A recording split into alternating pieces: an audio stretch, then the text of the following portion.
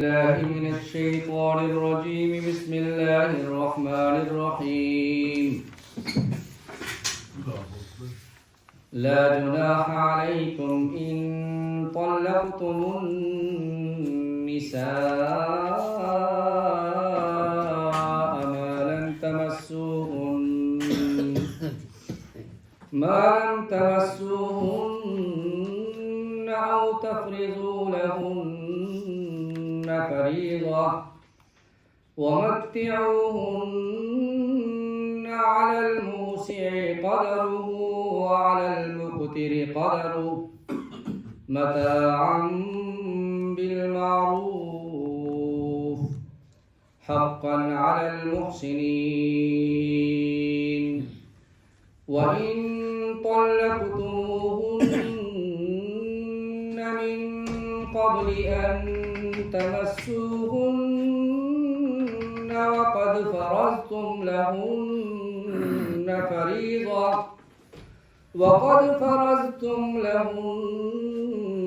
فريضة فنصف ما فرضتم إلا أن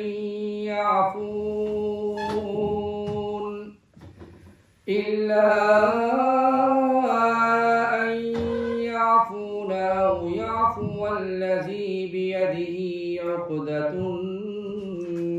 النكاح وأن تعفوا أقرب للتقوى ولا تنسوا الفضل بينكم إن الله بما تعملون بصير. حافظوا على الصلوات والصلاة الوسطى وقوموا لله قانتين. فإن خفتم فرجالا أو ركبانا فإذا أمنتم فاذكروا الله كما علمكم ما لم تكونوا تعلمون. والذين يتوفون منكم ويذرون أزواجا وصية لأزواجهم متاعا إلى الحول غير إخراج فإن خرجن فلا جناح عليكم فيما فعلن في أنفسهن من معروف والله عزيز حكيم. وللمطلقات متاع بالمعروف حقا على المتقين. كذلك يبين الله لكم آياته لعلكم تعقلون. صدق الله العظيم. بسم اللہ الرحمن الرحیم. لا جناح علیکم ان طلقتم النساء ما لم تمسوهن او تفرضوا لهن فریضة ومتعوهن علی الموسع قدره وعلی المقتر قدره متاعا بالمعروف حقا علی المحسنین. صدق اللہ العظیم. رب اشرح لی صدری ویسر لی امری واحلل عقدۃ من لسانی یفقہوا قولی. آمین یا رب العالمین. عزیزان محترم، یہ قرآن مجید ہے، اللہ کا کلام ہے، اور میں اور آپ یہاں اکٹھے ہیں تعلیم برائے تعمیل کے لیے. میں نے اور آپ نے سیکھنا ہے عمل کے لیے. نہ ہم نے یہاں بیٹھے ہیں صرف تفریح کے لیے یا تعلیم برائے تعلیم کے لیے، بلکہ ہم سب کا یہاں آنا تعلیم برائے تعمیل ہے، عمل کی غرض سے یہاں بیٹھے ہوئے ہیں. اللہ سے دعا کرتے ہیں کہ اللہ رب العالمین جو آیات میں اور آپ پڑھتے ہیں عمل کرنے کی توفیق نصیب فرمائے. اور یہ بھی یاد رکھیے گا عمل سے زندگی بنتی ہے، جنت بھی جہنم بھی۔ یہ عمل ہی ہے جو جنت اور جہنم میں لے جانے والا ہے۔ میں اور آپ آج کی جو آیات سمجھ رہے ہیں یہ اتنی بڑی اہم آیات ہیں، آپ سوچیں گے تو سارے کا سارا آج کا ایک جملے کے اندر اللہ رب العالمین نے پورا میری اور آپ کی زندگی کا مقصد بتایا ہے۔ اگلی اس رکوع کے اندر دوسری آیت کے اندر ایک چھوٹا سا ٹکڑا ہے، جب اس پہ جائیں گے تو میرا تو درس سارے کا سارا میں تو سمجھتا ہوں کہ اسی پہ ہونا چاہیے، لیکن میں کیونکہ جو قرآن مجید پڑھا گیا ہے اس کے اندر پوری انشاءاللہ رضی کوشش کروں گا کہ جو اللہ نے مجھے اور آپ کو پیغام دیے اس کو سمجھنے کی کوشش کریں۔ اللہ ارشاد فرماتے ہیں لا جناح علیکم، تمہارے اوپر کوئی گناہ نہیں، ان طلقتم النساء، کہ تم طلاق دے دو عورتوں کو، ما لم تمسوہن، قبل اس کے کہ نہ ہاتھ لگایا ہو انہیں۔ اللہ رب العالمین نے انسانوں کو طریقہ بتا دیا زندگی گزارنے کا، اور اتنا زبردست طریقہ ہے نا، اش کر اٹھایا کہ رب العالمین نے 14 صدیاں پہلے جو مجھے اور آپ کو پیغام دیا تھا، کاش کہ مسلمان اس پیغام کو پلے باندھ دیتے تو آج میں اور آپ جن مسائل کا شکار ہیں کبھی مسائل آتے ہی نہ ہماری زندگیوں کے اندر۔ تو اللہ ارشاد فرما رہا ہے کہ تمہارے اوپر کوئی گناہ نہیں اگر کہیں آپ کی نکاح ہو گیا ہے اور ابھی رخصتی نہیں ہوئی اور کچھ باتیں نکل آئی ہیں، یا بچہ کہیں باہر چلا گیا تھا وہیں جا کے اس نے شادی کر لی ہے، یا کوئی مسائل پیدا ہو گئے، پھر ایسا نہ ہو کہ پھر آپ اس خاتون کو اپنے ساتھ باندھ کے رکھیں اور پھر آگے اس کو کچھ کہیں اور جگہ کرا چھوڑیں۔ تو پھر حق یہ ہے کہ اگر تمہیں ایسا ہو جائے تو طلاق دینے میں کوئی حد نہیں، یہ کوئی ایسی بات نہیں ہے، اگرچہ طلاق کو اللہ نے ناپسند فرمایا ہے۔ آقا کریم کا ارشاد گرامی ہے کہ اللہ کا عرش ہل جاتا ہے اس سے، لیکن یاد رکھیے گا کہ لیکن ایسا بھی نہیں ہے کہ اس کے نتیجے کے اندر جس طرح باقی مذاہب ہیں، عیسائیت میں طلاق نہیں ہے، ہندوازم کے اندر طلاق نہیں ہے، تو پھر کیا کرے وہ لوگ؟ اس کا مطلب یہ بندے بیٹھے رہے۔ اللہ انسانوں کے ساتھ بہترین معاملات ارشاد فرماتا ہے۔ تو اللہ فرماتا ہے لا جناح علیکم، تمہارے پر کوئی گناہ نہیں، ان طلقتم النساء، اگر تم طلاق دے دو ان عورتوں کو، ما لم تمسوہن، جنہیں تمہیں ہاتھ نہیں لگایا، یعنی ابھی رخصتی نہیں ہوئی، اگر ان کو طلاق دے دو تو گناہ نہیں ہے۔ اگر کوئی ایسی سچویشن پیدا ہو گئی ہے تو کسی بچی کو اپنی بچی سمجھو، پھر اس کے لیے مشکلات پیدا نہ کرو، اس کے لیے پھر آسانیوں کا طرز عمل یہ ہے کہ اس کو طلاق دے دو۔ او تفرضوا لہن فریضہ، یا آپ نے مقرر کیا ان کے لیے کوئی حق مہر۔ دیکھیں جس طرح نماز فرض ہے نا، تو حق مہر بھی اسی طرح لازم اور فرض ہے، یہ بھی یاد رکھیے گا، جس کو ہم سمجھتے ہی نہیں کچھ۔ نکاح ہو گیا ہے تو حق مہر جو ہے وہ دینا، اور حق مہر کے بارے میں سب سے بڑی زیادتی یہ ہوتی ہے، اللہ نے یہاں ارشاد فرما دیا، یعنی جس کے پاس جتنی وسعت ہے اس کے مطابق حق مہر ہونا چاہیے۔ وسعت تو یہ ہے کہ 50,000 کا لہنگا لے لیتے ہیں، یہ وسعت ہے ہمارے پاس، ایک لمحے کے لیے جو ایک دن کے لیے سوٹ پہن 50,000 کا لے لیں گے، لیکن وسعت یہ نہیں ہے کہ جب خاتون کا حق مہر مقرر ہوتا ہے تو کہتے شریعت کے مطابق مقرر ہے، یہ جی 5 یا 10,000 کافی ہے جی، اس سے بڑھ کے نہیں دے سکتے۔ لاکھوں روپے تزئین و آرائش پہ لگا دیں گے، لیکن خاتون کو دینے کے لیے میں اور آپ، میرے اور پتہ نہیں آپ کے دلوں کو ہو کیا جاتا ہے۔ تو اللہ یہاں ارشاد فرما رہے ہیں کہ ایسی خواتین جن کی ابھی رخصتی نہیں ہوئی، ان کے ساتھ طلاق کا معاملہ ہو گیا ہے، لیکن جو آپ نے فرض کر لیا ہے، لازم قرار دی ہے اس کے اوپر حق مہر کو، تو پھر وہ دینا پڑے گا۔ کتنا دینا پڑے گا؟ اگر عورت ابھی حق مہر جو ہے نا وہ نصف ہوتا ہے، آدھا ہوتا ہے اس صورت کے اندر کہ جب آپ گھر کے اندر بیاہ کے نہیں لائے، آدھا دینے کا حکم ہے، اور جتنا بھی آپ کی وسعت ہے متے ہونا اور کچھ خرچ کرو ان پر۔ اچھا یہاں تو یہ طلاق جب معاملہ آتا ہے نا تو کیا ہوتی ہے کیفیت؟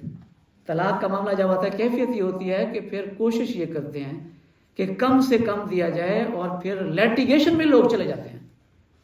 لیکن اللہ تو فرما رہا ہے کہ جو تم نے فرض کیا ہے اس کو دے دو، وَمَتِّعُوهُنَّ، کچھ خرچ بھی کرو، مزید تحفے تحائف بھی دو۔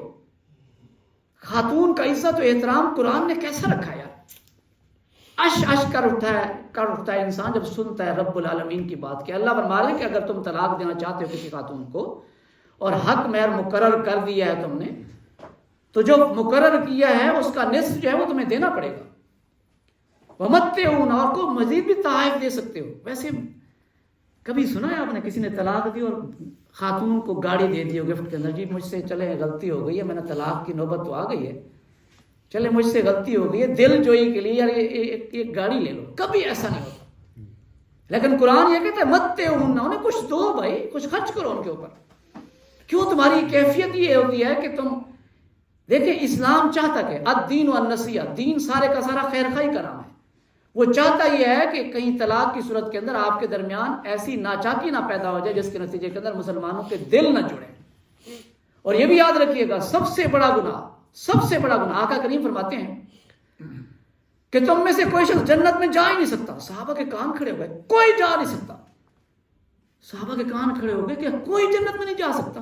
فرمایا جب تک کہ تم مومن نہ ہو، اور تم میں سے کوئی شخص مومن نہیں ہو سکتا۔ پھر صحابہ کرام کے کان کھڑے ہو گئے کہ جب تک تم ایک دوسرے سے محبت نہ کرو، اور میں تمہیں طریقہ نہ بتاؤں جس سے تمہارے دلوں کے اندر ایک دوسرے کے لیے محبت پیدا ہو جائے۔ افشوا السلام، سلام کو عام کرو، ایک دوسرے کے اوپر سلامتی کے لیے دعائیں کرو۔ تو میرے بھائی اور دوستو، جنت میں جانے کے لیے کیا کرنا پڑے گا؟ ایک دوسرے سے محبت لازم ہے آقا کریم کے ارشاد کے مطابق۔ تو یہاں تو جب طلاق کی نوبت آتی ہے تو پھر ایک دوسرے کا راستہ ہی بھول جاتے ہیں، پھر تو اس کے گھر شادی بیاہ اور ساری چیزیں ختم ہو جاتی ہیں۔ لیکن اللہ ارشاد فرما رہا ہے کہ ان کو کچھ دو، علی الموسع، وہ جو خوشحال آدمی ہے، قدرہ، اس کی وسعت کے مطابق ہے۔ خوشحال آدمی کبھی گاڑی دیتا ہے؟ میں نے نہیں دیکھا جب طلاق ہو رہی ہے پھر گاڑی دیتے، کبھی نہیں۔ علی المقتر قدرہ، اور یہ غریب بے شک ہے لیکن اس کے مطابق بھی اس کو دینا پڑے گا۔ اچھا یہ کیا مشکل ہے، چلے ایک دو سوٹ لے کے دے۔ اگر ایک غریب آدمی ہے سوٹ لینے کی تو اس کے پاس یعنی اس کے پاس وسعت تو ہے، تو سوٹ لے کے دے رہے ہیں، اس کو طلاق دے رہا ہے۔ ابھی بے شک وہ گھر نہیں لایا لیکن طلاق تو دے رہا ہے، اس کے ساتھ اتنا ظلم کر رہا ہے، تو کچھ نہ کچھ تو اس کی دل جوئی کرنی چاہیے۔ ازالہ کس چیز سے ہوگا؟ تو اللہ فرمایا کہ کم از کم اس کو دو، اور جتنا جس کے پاس وسعت ہے اتنا دے۔ جی آدھا دیں گے جب آپ نے گھر نہیں لایا۔ جی سر، جو نہیں دے رہا تو اس کا مطلب یہ ظلم۔ آگے اللہ نے آپ پوری آیت پڑھیں گے تو آپ کو اندازہ ہو جائے گا۔ نہیں دے رہا یا مثلا جو دے رہا ہے اس کے بعد بھی ظالم وہی ہے طلاق دینے والے؟ نہیں، اگر وہ اتنا اس کے ساتھ ہو رہا ہے، کچھ کسی وجہ سے بھی طلاق ناچاکی ہو گئی ہے، تو اس صورت کے اندر اس کا ایک دیکھیں خاتون کی تو کم از کم ساری زندگی کے اوپر دبا لگ جاتا ہے۔ مرد کی شادی تو ہو جاتی ہے لیکن خاتون جس کی بے شک ابھی رخصتی نہیں ہوئی اور اس کو طلاق ہو جاتی ہے کسی صورت کے اندر، تو اس کے اوپر تو بہت بڑا دھبا ہو جاتا ہے نا۔ تو اس کی دل جوئی کرنے کا یہاں اسلام مجھے اور آپ کو حکم دے رہا ہے۔ دل جوئی یہ ہے کہ اس کو جو حق مہر مقرر ہوا ہے، فرض ہوا ہے، اس کا نصف دیا جائے، حدیث سے یہ بات ثابت ہے۔ اور پھر یہ ہے کہ اس کو کچھ مزید بھی تحائف دیے جائے، اور تحائف دینے کے بارے میں حکم ہے یہ ہے کہ جس کے پاس وسعت ہے وہ اس وسعت کے مطابق دے، اور جس کے پاس تنگ دستی ہے اس کے مطابق پھر بھی وہ دے۔ تو دینے کا حکم ہے یہاں پہ، اس شکل میں کہ وہ جب گھر لے آئے، اگر گھر نہیں لاتا تو یہاں پہ تو گھر نہ لانے کا حکم ہے۔ نہیں لایا جی اس صورت کے اندر تو آدھا دے گا، جی لائے گا تو پھر تو پورا دینا پڑے گا، پھر تو پورا۔ حقا علی المحسنین متاع بالمعروف، اس کا فائدہ دینا ہے دستور کے مطابق، دستور کے مطابق فائدہ دینا لازمی ہے۔ حقا علی المحسنین، یہ تو حق ہے ان کے اوپر جو نیکی کرنا چاہتے ہیں۔ مجھے بتائیں کہ میں اور آپ نیک دکھنا چاہتے ہیں، نیک بننا نہیں چاہتے۔ ہم سب نیک دکھنا چاہتے ہیں، نیک بننا نہیں چاہتے۔ حقا علی المحسنین، جو نیکوکار ہیں ان کے اوپر یہ حق ہے کہ وہ ایسا کریں۔ یہ کس کا حکم ہے؟ میرے اور آپ کے رب کا حکم ہے۔ تو میں نے اور آپ نے اگر قرآن کو سمجھنے کے لیے یہاں بیٹھے ہوئے ہیں، تو آج میں اور آپ کسی کی بیٹی کو اگر طلاق دینے کا ہمارے گھر کے اندر ناچاکی پیدا ہو گئی ہے، ابھی ہم نے رخصتی نہیں ہوئی، تو اللہ رب العالمین نے یعنی یہ نہیں کہ رشتے کو اگر توڑنا بھی ہے تو طریقے سے توڑو، یعنی رشتے کو اگر ختم بھی کرنا ہے تو اس کے ساتھ کم از کم اس طرح کا رویہ اختیار کیا جائے جس سے دل جوئی ہو جائے۔ اور میں وہ حدیث بھی آپ کو سنوانا چاہوں گا، اللہ کرے آپ سن رہے ہیں، وہ حدیث بھی آپ سنتے جائیں جناب محمد رسول اللہ صلی اللہ علیہ وسلم ایک روز اپنے گھر کے اندر بیٹھے، پورے جوبن کے اندر تھے، سیدہ عائشہ آپ کے ساتھ موجود تھی. فرمایا عائشہ جو آج مانگو گی عطا کروں گا. یا رسول اللہ جو مانگو گی؟ فرمایا جو مانگو گی عطا کروں گا. فرمایا یا رسول اللہ مجھے مشورے کی اجازت ہے؟ فرمایا ہاں مشورے کی اجازت ہے. سیدہ عائشہ بھاگتی جاتی ہیں اپنے والد جناب سیدنا ابوبکر کے پاس.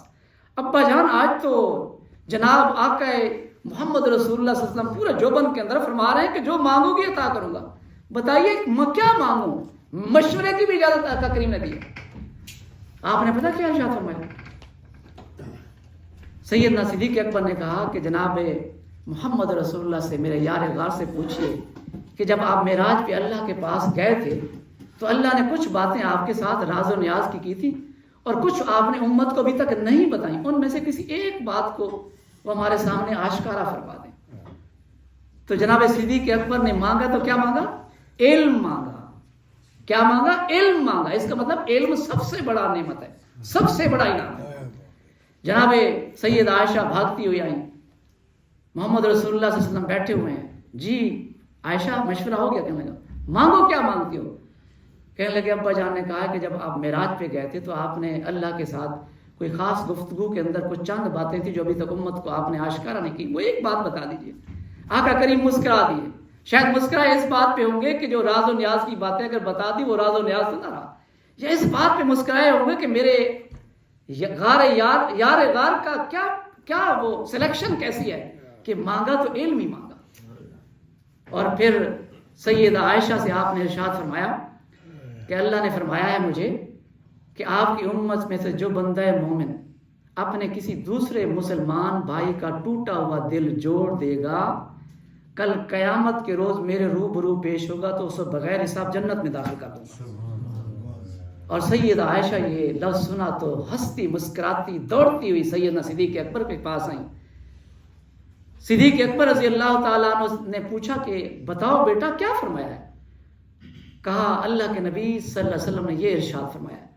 تو جناب صدیق اکبر رونے لگ گئے. ابا جان یہ تو خوشی کی بات ہے، روتے کیوں ہیں؟ عائشہ اس کا دوسرا پہلو بھی تو دیکھو، جس طرح کسی مومن کا دل ٹوٹا ہوا جوڑنے سے بغیر حساب جنت ملے گی، اگر کسی مومن کا دل توڑ دیں گے تو بغیر حساب پہ جہنم بھی جانا پڑے گا. تو میرے بھائی اور دوستو، کسی مومن کا دل توڑنا کوئی تھوڑی بات نہیں ہے. تو اس وجہ سے اللہ رب العالمین نے حقاً علی المحسنین، نیک دکھنا نہیں چاہتے، نیک بننا چاہتے ہو تو پھر یہ نیکی بھی کرنی پڑے گی میرے بھائی اور دوستو. اگرچہ یہ گران گزرتا ہے، مشکل کام ہے. طلاق ہو رہی ہو، اس کو کوئی گاڑی دے دو گفٹ، ممکن ہے؟ طلاق دینے والا کبھی گاڑی گفٹ میں دے گا؟ وہ تو کہے گا جان چھٹی. آج کل تو باقاعدہ جناب لوگ جو ہے نا پہلے سے بنا کے بیٹھے ہوتے ہیں کہ میں یہ کورٹ میں جاؤں گا اور یہ اور یہ اور یہ اور یہ کہوں گا. اور خاتون بھی پھر آرام سے نہیں بیٹھتی، وہ بھی کوئی چھرا بن کے بیٹھی ہوتی ہے. دونوں طرف سے معاملہ جو ہے وہ اسلام سے دوری کا نتیجہ ہے.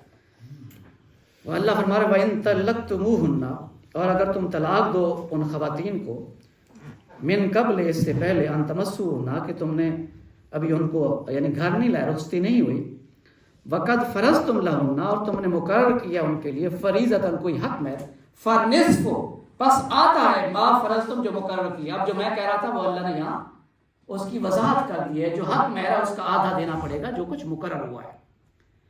الا، مگر، ان یعفون، وہ درگزر کرے. ویسے درگزر دونوں بھی کرتے، یہ دونوں کا ہے نہ مرد معاف کرتا ہے. کبھی ایسا ہوا ہے کہ اگر 2 طلاق لکھے گئے ہوں اور مرد یہ کہے کہ میں دونوں دے دوں، وہ تو کہے گا کہ دونوں سے کسی طرح جان چھوڑ دے. اور خاتون بھی آدھا چھوڑنے کو تیار نہیں ہوتی، وہ بھی یہ کوشش کرتی ہے کہ میں جتنا ہو سکتا ہے بٹور لوں. لیکن اللہ فرما رہا ہے کہ اللہ، مگر یہ ان یعفون، کہ ان دونوں میں سے کوئی ایک دوسرے کو معاف کر دے. ویسے معاف کرتے نہیں کوئی بھی. اور یا وہ الذی بیدہ عقدۃ النکاح، یا وہ یہ کہ جس کے ہاتھ میں نکاح ہے. نکاح کس کے ہاتھ میں ہے؟ مرد کے ہاتھ میں ہے، وہ معاف کرتے زیادہ بہتر ہے. اس کا مطلب یہ ہے کہ مرد کا وسعت قلب زیادہ ہونا چاہیے. مرد کو چاہیے کہ وہ خاتون کو جتنا ہوا ہے وہ سارے کا سارا دے دے، زیادہ بہتر ہے. نہیں تو کم از کم اللہ رب العالمین نے یہ فرض کر دیا ہے. کتنا دینا جی؟ آدھا ضرور دینا. یہ اللہ نے مقرر کیا. وَأَن تَعْفُوا، اور یہ کہ درگزر کرو تم، اقرب للتقوی، یہ بات تقوی کے قریب ہے. لیکن ہم متقی دکھنا چاہتے ہیں، بننا نہیں چاہتے. ایک دوسرے کو معافی کا بالکل تصور نہیں ہے ذہن کے اندر لیکن میرے بھائی اور دوستو قرآن یہ بار بار مجھے اور آپ کو ایک دوسرے کو معاف کرنے کا حکم دیتا ہے. وَأَن تَعْفُوا، اور اگر درگزر کرو تم، اقرب للتقویٰ. اقرب جو ہے نا یہ عربی زبان کے اندر نا، انگریزی میں ہمارے پاس 3 قسم کے ہوتے ہیں: پازیٹیو، کمپیریٹیو، سپرلیٹیو. کسی چیز کو فضیلت دینے کے لیے گڈ، بیٹر، بیسٹ. لیکن عربی زبان کے اندر کسی چیز کو فضیلت دینے کے لیے 16 درجے ہیں، اور یہ اقرب جو ہے وہ سب سے سپرلیٹیو ڈگری ہے. اللہ فرما رہے ہیں کہ وَأَن تَعْفُوا، اور اگر تم معاف کر دو، اقرب، یہ بہت ہی زیادہ قریب ہے للتقویٰ. کس کے جی؟ تقویٰ کے. اور یہ یاد رکھیے گا قرآن بھی ان لوگوں پہ اثر کرتا ہے، ہدی للمتقین. کن پہ اثر کرتا ہے؟ جن کے دلوں کے اندر تقویٰ ہے. یہ ہدایت بھی اسی سے پکڑتے ہیں لوگ. اگر میرے اور آپ کے دلوں کے اندر تقویٰ نہیں ہے تو قرآن کی ساری آیات سن لیں گے، میرے اور آپ کے اوپر کوئی اثر نہیں ہوگا. یاد رکھیے گا قرآن جو ہے ان لوگوں کے اوپر آنکھوں سے آنسو بہاتا ہے جن کے دلوں کے اندر تقویٰ ہوتا ہے. تو میرے بھائی اور دوستو جب میں اور آپ قرآن مجید سن رہے ہوں، اگر میری اور آپ کی آنکھوں سے آنسو جاری نہیں ہوتے اور دلوں پہ اثر نہیں پڑ رہا تو پھر سمجھ لیجیے کہ دلوں کو تالے لگ چکے ہیں، دل زنگ آلود ہو چکے ہیں. اور پھر زنگ کو کیسے اتارنا ہے؟ موت کو کثرت سے یاد کیا کریں، قرآن مجید کی بار بار تلاوت کریں. اس کے نتیجے کے اندر میرے اور آپ کے دلوں کے زنگ اتر سکتے ہیں. اور یہ جو اگلا جملہ ہے یہ 2 توئے کے درمیان جب جملہ آ جائے نا، جب بھی یہ قرآن مجید پڑھتے ہوئے میں اور آپ پڑھتے ہیں، جب بھی 2 توئے کے درمیان کوئی جملہ آ جائے اس کو کہتے ہیں یونیورسل ٹروتھ. یہ اس آیت کے مطابق بھی ہے، اور یہ یونیورسل ٹروتھ ایسے ہے کہ جیسے یہ مستقل اس کا ہر جگہ اس کو فٹ کیا جا سکتا ہے. یہ جو اگلا جملہ ہے یہ اتنا ہی اہم ہے، یعنی معافی کا. اور یہ دونوں جملے وَلَا تَنْسَبُوا الْفَضْلَ بَيْنَكُمْ، اور نہ بھولو احسان ایک دوسرے کا. اپنے درمیان جو ایک دوسرے کا احسان ہے کبھی مت بھولو. اچھا جی، یہ طلاق جب ہوتی ہے نا، وہ تو پہلے گھر میں آئے تھے جناب، کھانے کھاتے ایک دوسرے کے، بڑی جناب چاہتے تھیں، چائے پلائی جاتی ہے، پتہ نہیں کیسے اہتمام. اچھا جب رشتہ دیکھنے آتے ہیں نا تو گھر کو ایسے سجایا جاتا ہے اور بڑے اہتمام اور بڑا سسٹم ہوتا ہے.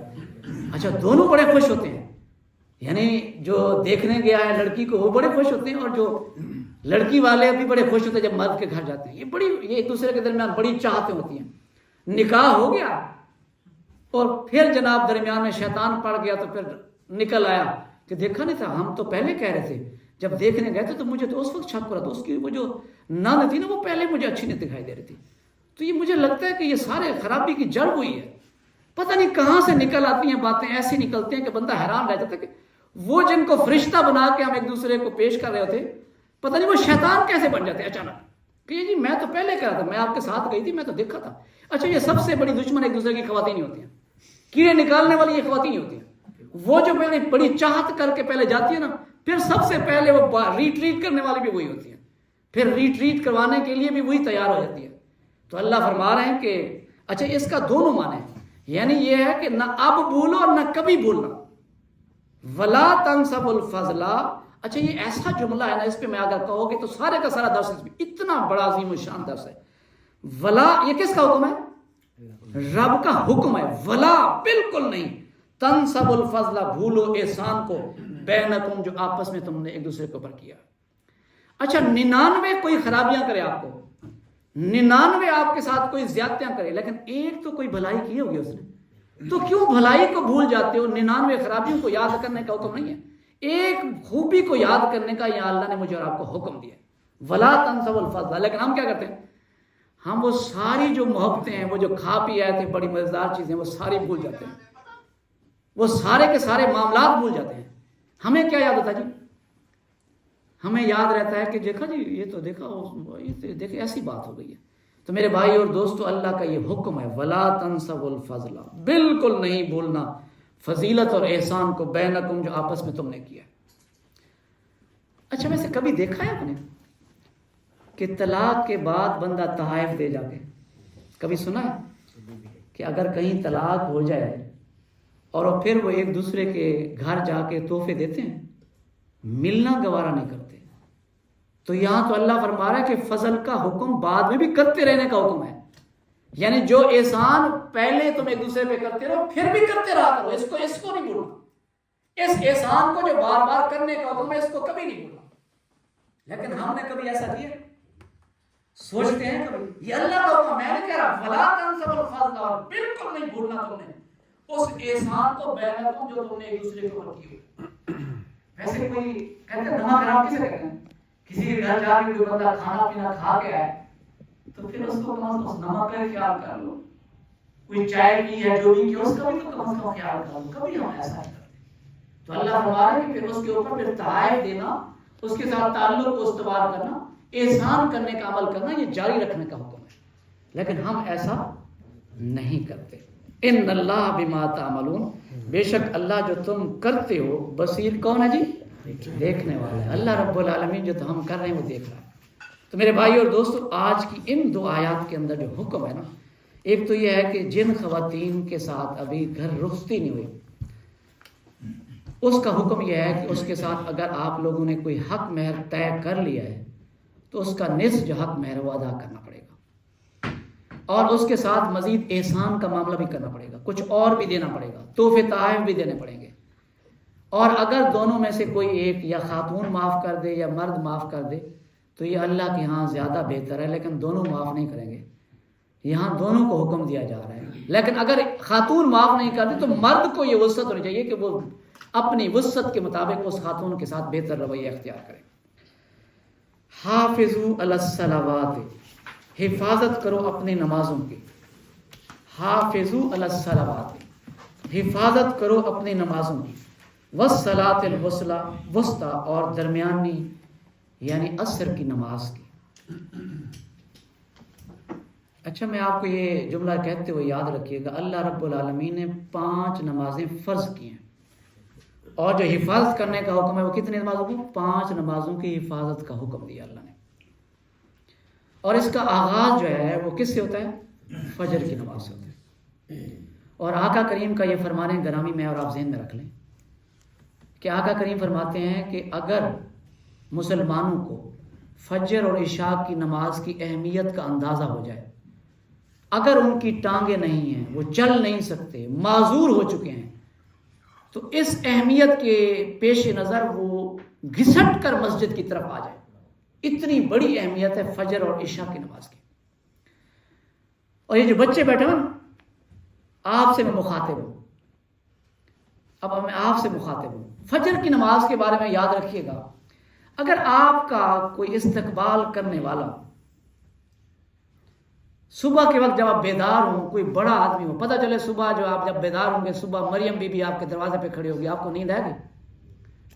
یا کوئی عمران خان آپ کے دروازے پہ کھڑا ہوگا، یا کوئی بڑا آدمی جس کو آپ سمجھتے ہیں آج کل کے دور کے اندر، بابر اعظم اگر آ جائے، بابر اعظم آ جائے، چلے کوئی آ جائے، آپ کے دروازے پہ کھڑا ہو تو آپ کو نیند آئے گی؟ تو اللہ رب العالمین فرماتے ہیں کہ الذی یراک حین تقوم وتقلبک فی الساجدین، اللہ وہ ذات ہے جو تمہارا صبح کے وقت استقبال کرتی ہے. الذی یراک، اللہ وہ ہستی ہے جو تمہارا استقبال کرتی ہے. حین تقوم، جب تم صبح کے وقت کھڑے ہوتے ہو، وتقلبک فی الساجدین، اور جب سجدے میں ہوتے تمہاری وہ نگرانی کر رہا ہوتا ہے. تو میرے بھائی اور دوستو، صبح کی نماز کی بڑی اہمیت ہے. یعنی مجھے بتائیے، اب بچوں آپ کا استقبال کرنے والا صرف اتنا پتا چلے اقبال بٹانی صبح کھڑے ہوں گے تو تب بھی آپ کو نیند نہیں آئے گی کہ استاد جی باہر کھڑے ہوں گے. لیکن دیکھیے اللہ رب العالمین فرما رہے ہیں الذی یراک، اللہ تو وہ ہستی ہے کہ تمہارا استقبال کرتی ہے. حین تقوم، جب تم صبح کے وقت بیدار ہوتے ہو، وتقلبک فی الساجدین، جب سجدے میں ہوتے تمہارا نگرانی کر رہی ہوتی ہے. تو وہ کیسی ہستی ہے رب العالمین. میرے بھائی اور دوستو، فجر کی نماز جو ہے نا بالخصوص، اس کی اہمیت کا اندازہ اس بات سے لگائیے. اور یہ بھی یاد رکھیے گا، میں نے 12 حدیث سنائی ہے، کچھ نئے لوگ بیٹھے ہیں، اس وجہ سے دوبارہ حدیث سناتا ہوں. آقا کریم فرماتے ہیں کہ فجر کے وقت شیطان انسان کی گدھی، جس کو سرائکی میں کھتی کہتے ہیں، پنجابی میں تون کہتے ہیں، تون کہتے ہیں نا، ہاں کھتی، تون، سرائکی کھتی آدمی. تو صبح کے وقت انسان کی گدھی کے اوپر، کھتی کے اوپر، تون کے اوپر شیطان 3 گرے لگاتا ہے. پہلی گرا یہ اٹھ نہیں دیتا، اگر اٹھ جائے تو کہتا بڑی دیر، ابھی تو فجر کی نماز اذان ہی ہوئی ہے. آقا کریم فرماتے ہیں بندہ جلدی بیدار ہو جائے، ایک گرا کھل گئی. اب اگلی گرا یہ ہوتی ہے کہ وہ شیطان کی ایک اولاد ہے ولہان. یہ 9 اولادیں حدیث کے اندر تذکرہ ہے، ان میں سے ایک اولاد کا نام ولہان ہے، شیطانوں کی سب سے بڑی اولاد ہے. اس کی کوشش یہ ہوتی ہے کہ یہ بندہ مومن وضو نہ کرنے پائے. آقا کریم فرماتے ہیں کہ بندہ بیدار ہو گیا، ایک گرہ کھل گئی، اور جیسے ہی اس نے وضو کر لیا دوسری گرہ کھل گئی۔ شیطان کی تیسری گرہ یہ ہوتی ہے کہ وہ مسجد میں نہ جانے پائے۔ آقا کریم فرماتے ہیں جلدی بیدار ہوا، وضو کیا اور جماعت کے ساتھ نماز ادا کی، اللہ رحمان کے سائے میں رہتا، شیطان کے سائے سے محفوظ جاتا ہے۔ آج ہم سب کی زندگیاں شیطان کے سائے میں کیوں ہیں؟ کیونکہ ہماری فجر کی نماز جماعت کے ساتھ نہیں ہے۔ اور یہ یاد رکھیے گا، اللہ رزق کے خزانے جو ہے نا وہ اپنے وہ انسانوں کے مقدر کرتا ہے، وہ اس وقت جب صبح کے وقت، اللہ صبح کا وقت بڑا قیمتی وقت ہے۔ اور اسی طریقے سے اللہ رب العالمین نے حافظوا علی الصلوات والصلاۃ الوسطی، پانچوں نمازوں کی حفاظت کرنی ہے، اور خاص طور پہ وسطی نماز کی، عصر کی نماز کی حفاظت کرنی ہے۔ آقا کریم کا ارشاد گرامی ہے کہ اگر تمہیں پتہ چلے، بخاری شریف کے اندر حدیث آئی ہے کہ جس نے عصر کی نماز چھوڑی گویا اس نے اپنے مال و متاع اور بیوی بچوں کو ہلاک کر ڈالا۔ جس طرح اتنی افسوس ہوتا ہے، اس سے بڑھ کے افسوس تمہیں فجر عصر کی نماز کے چھوٹ جانے پہ ہونا چاہیے۔ میرے بھائی اور دوستو، عصر کی نماز کی اتنی بڑی اہمیت ہے، اور یہ بھی یاد رکھیے گا کہ جب میں اور آپ نمازوں سے غفلت برتتے ہیں پھر اللہ رب العالمین ہمارے لیے دروازے بند کر دیتا ہے۔ تو میں اور آپ چاہتے ہیں تو اپنی پانچوں نمازوں کی حفاظت کریں، پانچوں نمازیں جماعت کے ساتھ۔ اچھا، اب رمضان آ رہا ہے نا، اب رمضان آ رہا ہے، تو اس رمضان کے اندر یہ پوری تندہی کے ساتھ پانچوں نمازیں جماعت کے ساتھ انشاءاللہ عزیز ادا کرنے کی اللہ مجھے اور آپ کو توفیق نصیب فرمائے، کیونکہ اس کے اندر جو 720 گھنٹے مجھے اور آپ کو ملنے والے ہیں۔ کتنے گھنٹے ہیں جی؟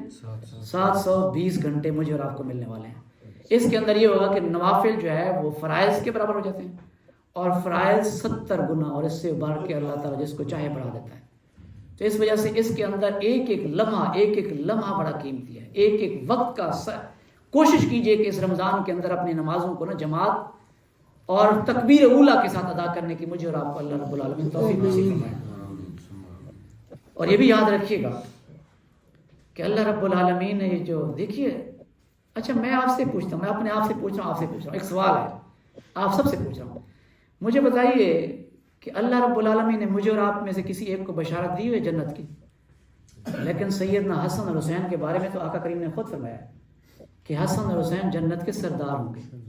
کہا ہے جی، یہ میں نے اور آپ نے سنا ہے، لیکن مجھے بتائیں جن کو بشارت دنیا میں مل گئی تھی کہ جنت کے سردار ہوں گے، اس جنت کے سردار نے تو عصر کی نماز اس وقت نہیں چھوڑی جب تلواروں کے سائے آ گئے چکے تھے، حالانکہ وہ چاہتے تو کہتے جنگ کا ماحول ہے، کیسے ادا کی جائے، کس طرح نماز ادا کی جائے۔ آج تو میٹنگ ہے جی، کہتے ہیں میٹنگ ہو رہی تھی، کیا کہتے ہیں نماز ہو رہی ہے، وہاں تو تلواروں کے سائے تھے، اور حکم کوشش کی انہوں نے کہ مجھے نماز پڑھنے کی اجازت دیجیے، نہیں دی لوگوں نے، لیکن سیدنا حسین نے تو سجدے میں سر کٹوا دیا، لیکن نماز نہیں چھوڑی۔ میرے بھائی اور دوستو، پھر میں اور آپ کس بات کی مولی ہیں کہ ایک جس کو یہ بشارت ہو چکی ہے کہ جنت کے سردار ہوں گے، اس نے تو عصر کی نماز نہیں چھوڑی عذر کے باوجود بھی، لیکن میں اور آپ کس بات کی مولی ہیں کہ بغیر وجہ کی نماز چھوڑ دیتے ہیں؟ کیوں چھوڑتے ہیں؟ حافظوا علی الصلاۃ، اللہ کا حکم ہے کہ نمازوں کی حفاظت کرو، والصلاۃ الوسطیٰ، اور وسطی نماز کی، وقوموا للہ قانتین، اور اللہ کے لیے فرمانبردار کر کے کھڑے ہو جاؤ۔ اچھا میں اور آپ کبھی اس جملے پہ غور کیا؟ وقوموا للہ قانتین، اللہ کے سامنے کھڑے ہوں تو فرمانبردار بن کے کھڑے ہوں۔ کبھی میں نے اور آپ نے غور کیا کہ اللہ کے سامنے میں اور آپ کھڑے ہوں اور اس نیت سے کھڑے ہو کہ میرا اور آپ کا رب مجھے اور آپ کو دیکھ رہا ہے؟ کبھی سوچا کرو، جب میں اور آپ رب کے سامنے کھڑے تھے کون دیکھ رہا تھا؟ رب العالمین دیکھ رہے ہوتے ہیں، اور میں اور آپ کس سے باتیں کر رہے تھے؟ اللہ رب العالمین سے سرگوشی کر۔ آج بخاری کے اندر حدیث آئی ہے کہ جب بندہ مومن رب کے سامنے قیام کے اندر کھڑا ہوتا ہے تو ایسے ہے جیسے رب سے سرگوشی کر رہا ہو، رب سے باتیں کر رہا ہو۔ تو میں اور آپ رب سے سرگوشی کرتے ہیں؟ میرا اور آپ کا دماغ تو کہیں اور ہوتا ہے، کھڑے رب کے سامنے ہوتے ہیں، لیکن کہیں دماغ کہیں اور گھوم رہا ہوتا ہے۔ زبان جو ادا کر رہی تھی، زبان اور دل کا کنیکشن ہی نہیں ملا ہوتا۔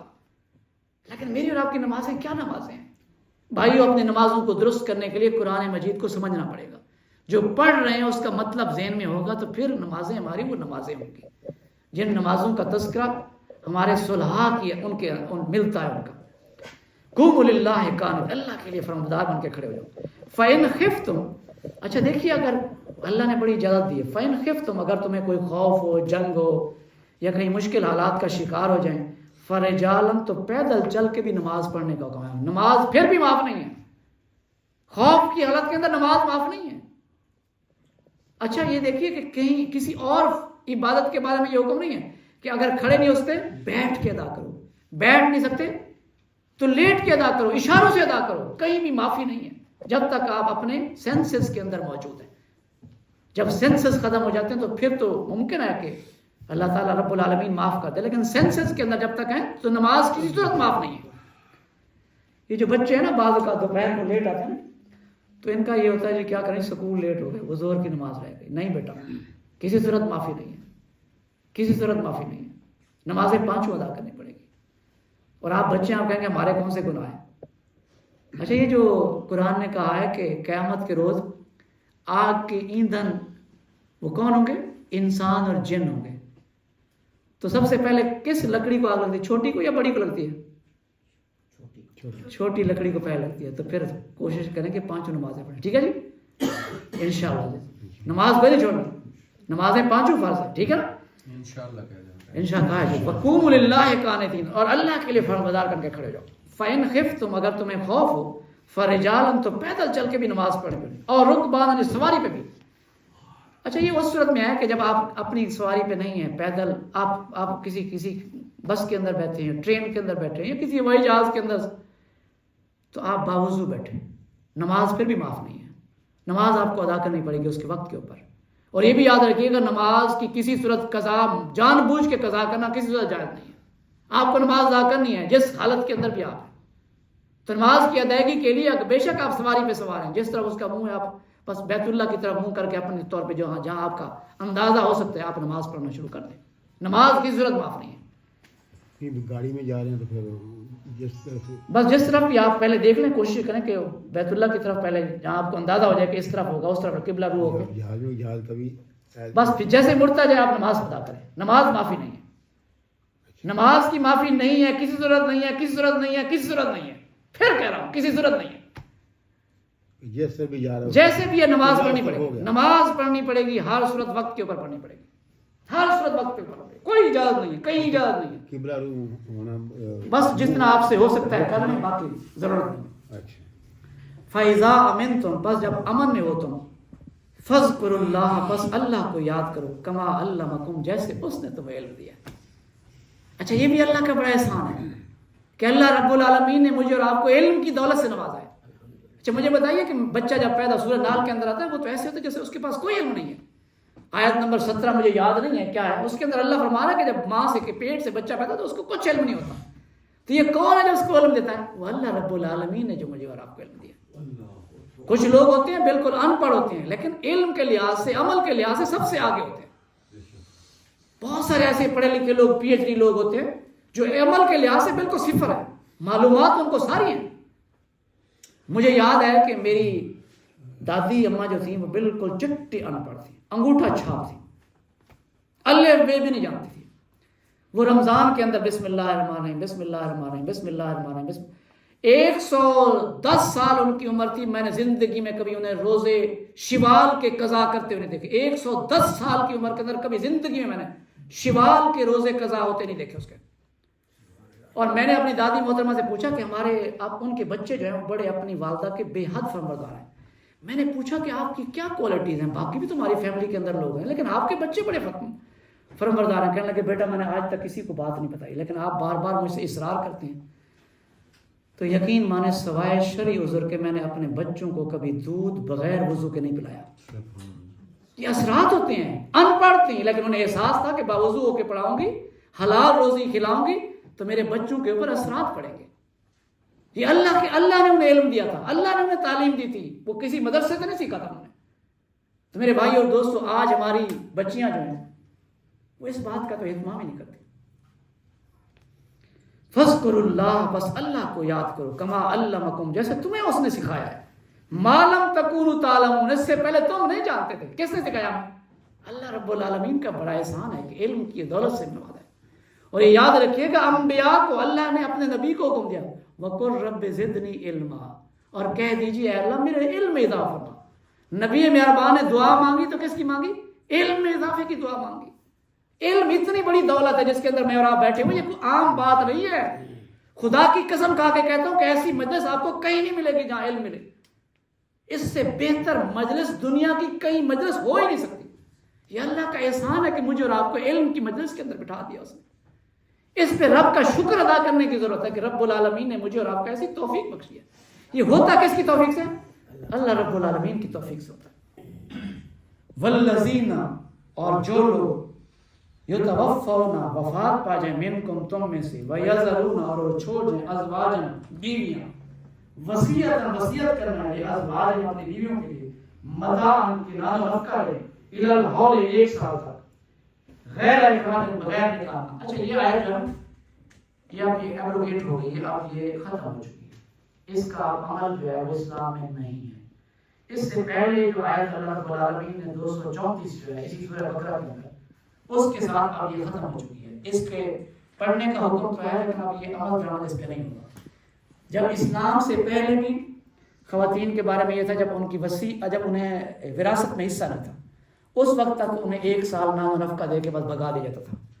لیکن اللہ رب العالمین نے پھر خواتین کے بارے میں وراثت کے اندر حصہ دے دیا، پھر ان کے حقوق مقرر کر دیے. تو پھر اب یہ ضروری نہیں ہے کہ صرف 4 مہینے اور 10 دن جو ہے نا وہ عدت ہے خاتون کی جو بیوہ ہو جائے. اس کے علاوہ اب 1 سال تک بٹھانا یا اس کو گھر میں رہنا یا اس کے لیے نان و نفقے کا اہتمام کرنا، اب یہ وصیت کرنے کا بھی حکم رب العالمین نے ختم کر دیا ہے. اب وہ وراثت کی حقدار ہیں. اب وہ سارے حقوق جو اسلام نے 234 آیت نمبر جو ہے اس کے اندر جو مقرر کیے ہیں وہ ہوں گے. اب اس آیت پہ عمل، اس سے پہلے اسلام سے پہلے ایسا ہوتا تھا، اب اللہ نے اس کا حکم ختم کر دیا. فَإِنْ خَرَجْنَا، پس وہ اگر وہ نکل جائیں، فَلَا جُنَاحَ عَلَيْكُمْ، تمہارے پر کوئی گناہ نہیں، فی ما فعلنا فی انفسہن، کہ وہ جو وہ کریں اپنے لیے خود چاہیں، میں معروف دستور کے مطابق کر سکتی ہیں. واللہ عزیز حکیم، اللہ غالب حکمت والا ہے. پھر اللہ نے ایک اور جملہ کہہ دیا، وللمطلقات، پھر دوبارہ طلاق کا، وللمطلقات، اور متعلقہ عورتوں کے لیے، متاع بالمعروف، نان و نفقہ ہے دستور کے مطابق، حقاً علی المتقین، اگرچہ کوئی عدالت نہیں دے گی، یہ حقوق عدالت نہیں مقرر کرے. کون مقرر کرے گا جی؟ حقاً علی المتقین، وہ جو تقوی رکھنے والے ہیں اللہ نے ان کے اوپر یہ لازم قرار دیا کہ ایسا کریں. وہ طلاق کے بعد کوئی پیسے دیتا جی؟ طلاق کے بعد تو کپڑے بھی اتروا لیتے ہیں. طلاق کے بعد جو حالات ہوتے ہیں وہ کچھ اور ہوتے ہیں. لیکن اللہ تو فرما رہے ہیں یہاں کہ جو متعلقہ عورتیں ہیں ان کا نان و نفقہ دستور کے مطابق دینا جو ہے یہ کن کے اوپر فرض ہے؟ حقاً علی المتقین، وہ جو متقی لوگ ہیں اس پہ یہ حق ہے، لازم ہے، قانون نہیں ہے. کوئی عدالت میں جائے گی خاتون تو نہیں ملے گا. لیکن یہ اللہ نے کہا کہ اللہ نے کہا جن کے دلوں کے اندر تقوی ہے، جو اپنے آپ کو متقی کہلانا چاہتے ہیں، تو ان کے لیے پھر یہ لازم ہے کہ خواتین کے حقوق کا خیال کرتے ہوئے ان کو دستور کے مطابق ان کے نان و نفقہ، کپڑے، ان کے جیب خرچ، ان کا جو اخراج پہلے تھا گھر کے اندر کرتی تھی وہ ایسا خرچ دینا بنتا ہے اور دیا جانا چاہیے.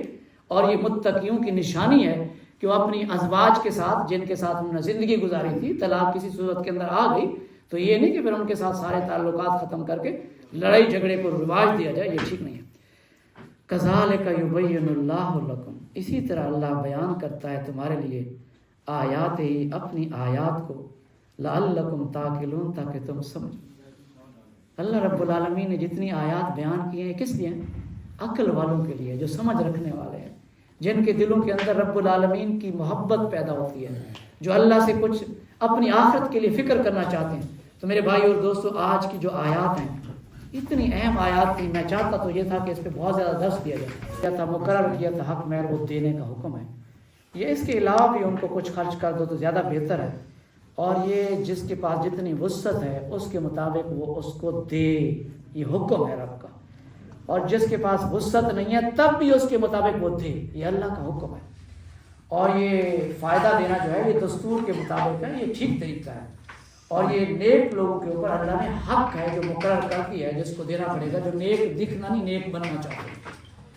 اور اگر تم نے کسی خاتون کو طلاق دے دی ہے اس سے پہلے کہ وہ رخصتی ہوئی ہو اور ان کے لیے کوئی حق مہر مقرر کیا تھا، تو پھر یہ ہے کہ اس کا آدھا حصہ دینے کا حکم دیا ہے. اللہ یہ کہ وہ خود معاف کر دے دونوں ایک دوسرے کو، یا جس کے ہاتھ کے اندر نکاح ہے وہ چاہے تو بہتر یہ ہے کہ جس کے ہاتھ کے اندر نکاح ہے وہ چاہیے، بہتر یہ ہے کہ وہ مرد اپنی بیوی کو پورے کا پورا دے دے تو زیادہ بہتر ہے اس کے لیے. اور اگر وہ ایک دوسرے کو معاف کر دیں تو یہ تقویٰ کے بہت قریب ہے. اور اگلا جو جملہ اللہ فرما رہے ہیں کہ تم نے جس طرح احسان پہلے ایک دوسرے کا کیا تھا اس احسان کو مانتے ہو، بھولنا نہیں ہے۔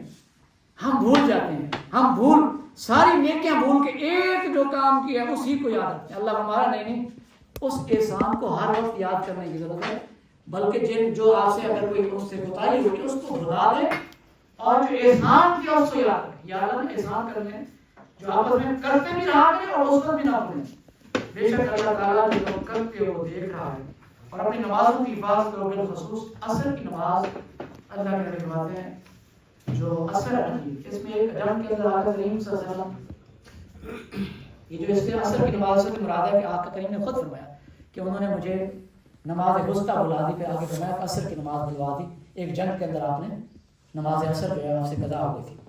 اور اللہ فرما رہے ہیں اپنے رب کے سامنے فرمانبردار بن کے کھڑے ہوا کرو نماز کے اندر، اور اگر تمہیں خوف ہو کسی صورت کے اندر، جب تم کسی خوف کی حالت کا شکار ہو جاؤ تو پھر چلتے ہوئے نماز پڑھو، اور اگر تم سواری پہ سوار ہو تب بھی تم نماز پڑھو، اور جب تم امن میں آ جاؤ تو جس طرح پہلے تم نماز پڑھا کرتے تھے اسی طریقے سے خشوع و خضوع کے ساتھ اور پوری محبت کے ساتھ اور پوری یکسوئی کے ساتھ پھر نماز پڑھو، جیسا کہ تمہیں اللہ رب العالمین نے سکھایا ہے۔ اور جو لوگ مر جائیں اور بیویاں چھوڑ جائیں تو وصیت ہے پھر ان کے لیے، اگرچہ یہ اب ایبروگیٹ ہو گئی، اب اس کے اندر کوئی وہ حکم نہیں ہے۔ اور طلاق یافتہ عورتوں کے لیے ان کو نان نفقہ دینا دستور کے مطابق یہ مسلمانوں مردوں کے اوپر لازم ہے، اور یہ متقی جو لوگ ہیں اگرچہ عدالت نہ دے لیکن تقوی رکھنے والے لوگ جو ہیں وہ ضرور دینا چاہیے انہیں۔ اللہ فرما رہے ہیں کہ یہ آیات ہیں جو میں نے آپ کے سامنے بتا دی ہیں تاکہ تمہارے اندر عقل آ جائے، سمجھ آ جائے اور تم دستور کے مطابق پھر عمل کرنے کی اللہ مجھے اور آپ کو توفیق نصیب فرمائے۔ وآخر دعوانا ان الحمد للہ رب العالمین۔